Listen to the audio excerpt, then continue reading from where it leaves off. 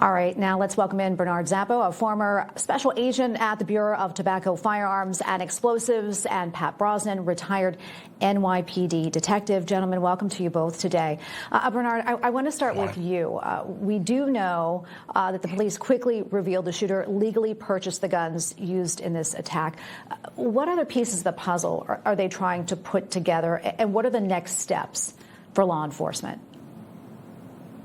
They'll know everything about this individual and his associations, the acquisition of the firearms, which, to some extent is going to be irrelevant, unfortunately, because, we are all seeking context to such actions like this.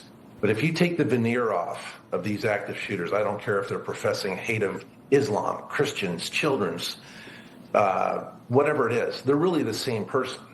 And that is, they are sociopathic. They have no empathy, no conscience, and it's the obsession with self that drives them to do this thing. And then they want to attach themselves to some cause or reason because nobody wants to be the bad guy, even in a clinical state like this. And it's an unfortunate reality that we have to react to, plan for in our nation, that this mental and emotional illness is threatening. There are breadcrumbs that often lead to people that take actions like this. Sometimes there's not. It's horrible. Pray for the families. But the firearms in this case, there's close to 400 million firearms in U.S. commerce. They're just out there. They get sold, they get transferred, they get stolen, they get purchased. Firearms are part of our nation. But the issue really is how people communicate and what they're professing, and that we have to pay attention to those things, unfortunately, because they could act, such as this case. Yeah, indeed. And I want to jump off of that and go to you next, Pat. I mean, there was a series of YouTube videos associated with Westman showing his obsession with violence and weapons, and there were several guns with things marked on them, anti-Catholic rhetoric, entries written about in Russian and targeted threats, one that even said, "Kill Donald Trump." So that said, I mean, it really looks, there are signs there this person was mentally disturbed. How do the family members not see this? And aren't there red flag laws in Minnesota? I mean, could this been prevented? First of all, good morning. And that clip of that young boy just shatters your heart. It's absolutely terrible. But to your point, this, and it pains me deeply to say this, is entirely unpreventable. This is inescapable and unpreventable. The reality is, and I give it the 7 deadly sins of mass shootings that we see it time and time again. This was swift. This was merciless. This was random.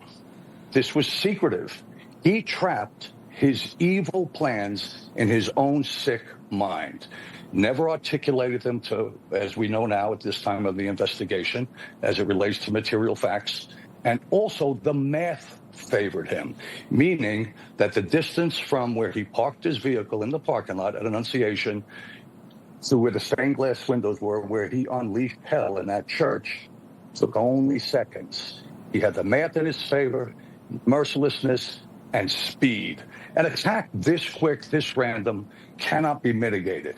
And we have protected at my company over 3,000 sites across 500 cities. So we know a little bit about this, and believe me, it's been a massive concern of ours and our clients for many years. But absent an armed officer happening by, retired off-duty, or an armed civilian.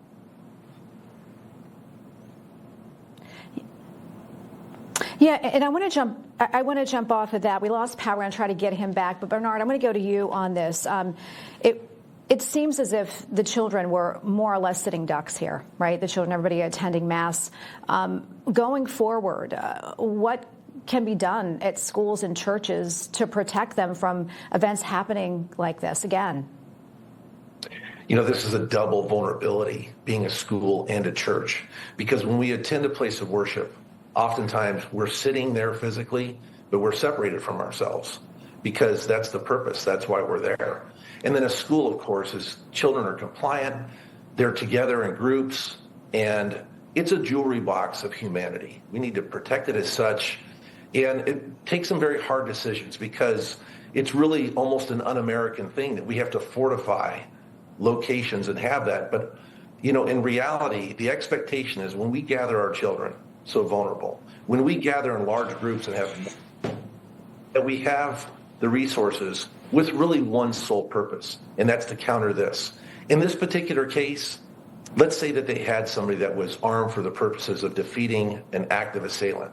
They may not have been able to stop it any faster than this person taking his own life because he knew the school, he knew the location, he shot through stained glass windows, which is somewhat unusual with the cases in the past, but it happened so quickly.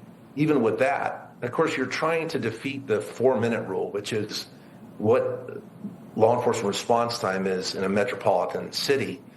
This thing's happening in moments, seconds, minutes. But we have to have the expectation, the planning, that this is a possibility, unfortunately, and how uncomfortable it is that we have to do that. But it's something that planning, we just have to do it the best that we can with the anticipation that this school with these beautiful kids is a jewelry box and it has to be protected, that there is this capability, unfortunately, in our society. Yeah, it's so sad. I think we have Pat back now. We have a little less than a minute. Pat, I want you to weigh in on that.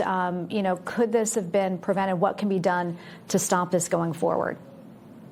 Very sadly, this event was unpreventable, like most mass shootings. The reality is the lightning fast speed, the random nature, the mathematics that favored the shooter, and also the fact that he trapped his evil plans in his mind. So he wasn't on the radar of law enforcement. He was effectively a ghost. He was unremarkable, no mental health history, no criminal record. He purchased weapons legal. This guy was invisible to law enforcement. It pains me to state it, but this was both inescapable and unpreventable. There was no way to mitigate this absent the extraordinary good luck of having an armed civilian or off-duty law enforcement member who was lightning fast on the draw, identify him with the weapons, and shoot and terminate him prior to getting to the stained glass windows, which would be a unicorn on a rainbow, in my view. Yeah, it's also tragic. Gentlemen, thank you so much for weighing in. We appreciate your time. Thank you. You're very welcome.